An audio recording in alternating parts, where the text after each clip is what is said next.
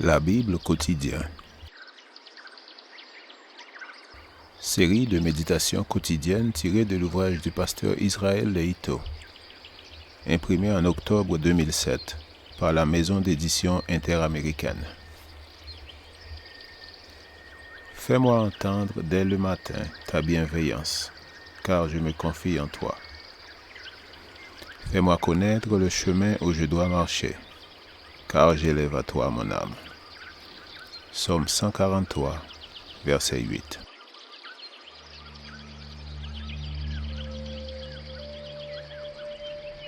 Aujourd'hui, le 27 mars, pas moyen de le cacher. Verset approprié, Acte 4, verset 13. Lorsqu'ils virent l'assurance de Pierre et de Jean, ils furent étonnés, sachant que c'étaient des hommes du peuple sans instruction. Et ils les reconnurent pour avoir été avec Jésus. Si le Christ demeure en nous, nous ne pouvons pas le cacher. On n'attendait pas des disciples la hardiesse de tenir tête aux intellectuels de leur temps, aux rabbins, aux scribes, aux chefs. Ces derniers avaient tous les arguments pour écraser quiconque lors d'un débat sur des questions de religion. Ils avaient les connaissances. Ils étaient experts dans les traditions de leurs ancêtres. Ils avaient l'autorité hiérarchique pour contraindre, exiger et obtenir l'obéissance immédiate, sans que personne n'ose les contredire.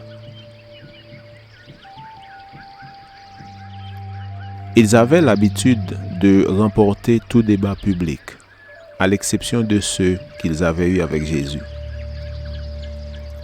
Ayant éliminé Jésus, ils avaient confiance de recouvrer leur autorité et d'être à nouveau les seuls qui puissent enseigner au temple, recevoir les éloges en ville et être respectés, car le ministère du Christ les avait privés de ces privilèges. Les principaux sacrificateurs et les anciens étaient perturbés. Ils avaient fait mettre Jésus à mort afin de détourner sur eux-mêmes l'attention du peuple, mais la situation avait empiré. Comme ils s'étaient trompés. Ils avaient toujours agi selon leur connaissance, mais ils n'avaient jamais imaginé l'effet que la relation avec Christ aurait sur ceux qui le suivaient. Le chrétien doit être le reflet de ses liens avec Jésus. Sa gentillesse, sa bonté, sa compassion, son attachement à la vérité et à la justice.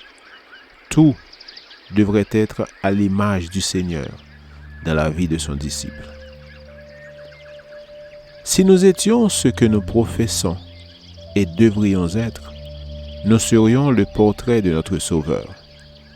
Le monde, en nous voyant, doit pouvoir remarquer que nous sommes avec Jésus.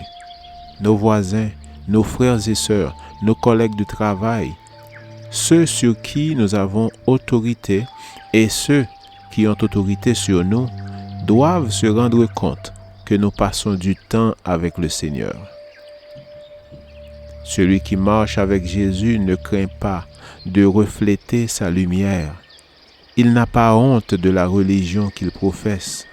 Il ne se soucie pas que son style de vie le différencie d'autrui et suscite parfois des plaisanteries.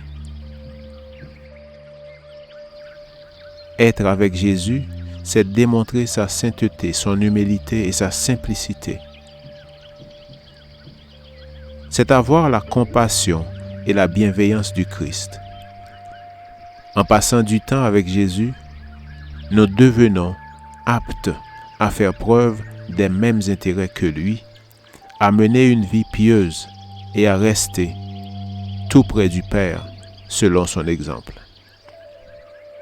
Puisse le monde qui nous observe et nous étudie reconnaître que nous avons été avec Jésus, comme les chefs juifs le constatèrent en Pierre et Jean. Amen. Lecture de la Bible pour aujourd'hui dans l'Ancien Testament, Juges chapitre 9, verset 1 jusqu'au chapitre 10, verset 18. Et dans le Nouveau Testament, Acte 3, verset 1 jusqu'au chapitre 4, verset 37. Je vous souhaite de passer une excellente journée avec Jésus.